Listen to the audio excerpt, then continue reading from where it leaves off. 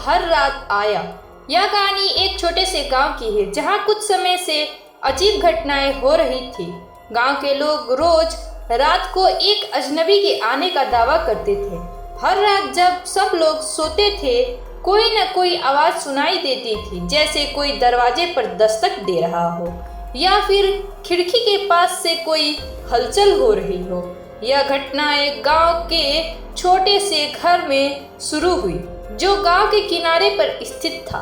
उस घर में रानी नाम की एक महिला रहती थी जो अपने पति और छोटे बच्चे के साथ खुशहाल जीवन जी रही थी। लेकिन एक रात कुछ अजीब हुआ।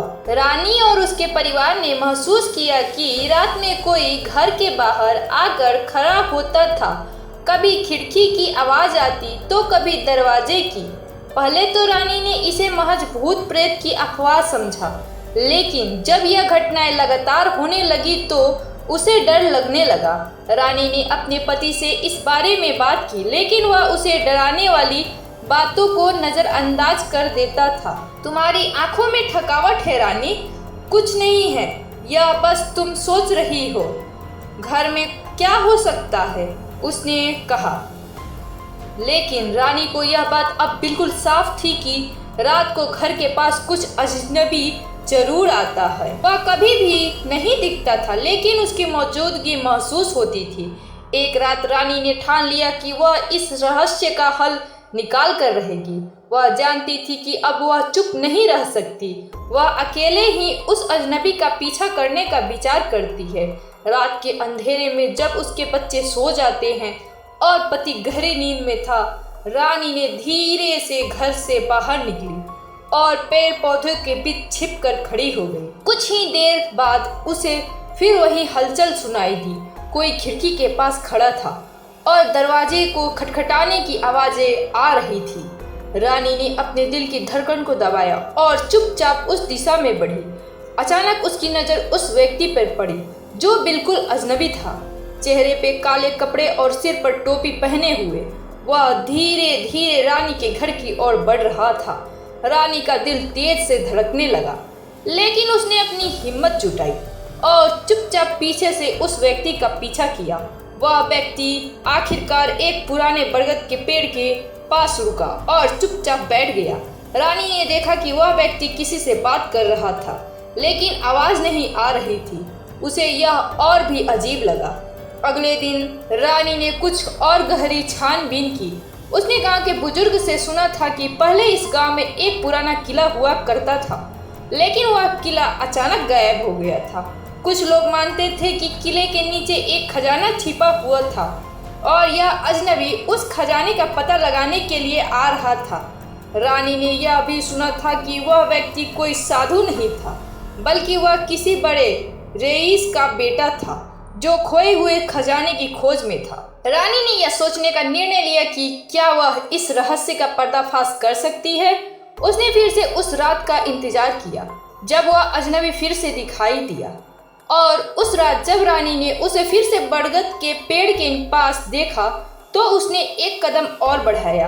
वह व्यक्ति अचानक मुड़कर रानी को देखता है। तुम यहाँ क्या कर रही हो, उसने गंभीर स्वर में पूछा। रानी ने साहस जुटाकर कहा, तुम कौन हो और क्यों हर रात मेरे घर के पास आते हो।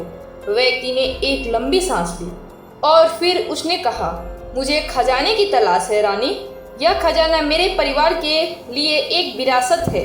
यह खजाना इस गांव के नीचे कहीं दफन है, मैं वही खोजने आया हूँ। रानी ने हैरान होकर पूछा, तुम्हारे पीछे कौन है, यह रहस्य क्यों बना हुआ है। व्यक्ति ने दुखी होकर कहा, यह सब कुछ मेरे पिता की वजह से हुआ। मेरे पिता ने इस खजाने का पता लगाया था और उसने इसके बारे में गांव वालों से कुछ भी नहीं बताया था।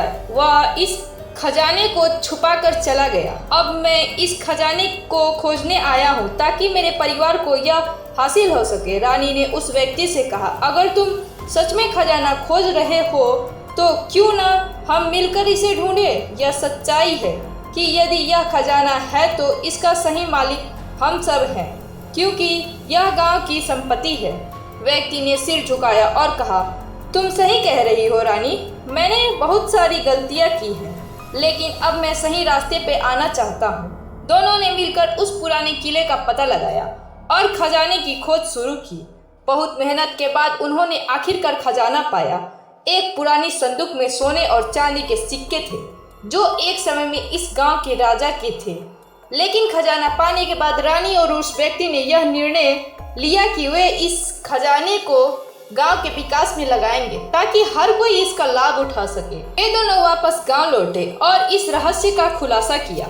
गांव वाले शुरू में हैरान थे, लेकिन जब उन्होंने सुना कि उस खजाने का उन्होंने मिलकर सही काम के लिए उपयोग किया तो वे खुश हो गए और अजनबी व्यक्ति ने अपना नाम बदलकर अब गांव का हिस्सा बनने का निर्णय लिया और रानी को धन्यवाद दिया कि उसने उसका सही मार्गदर्शन किया।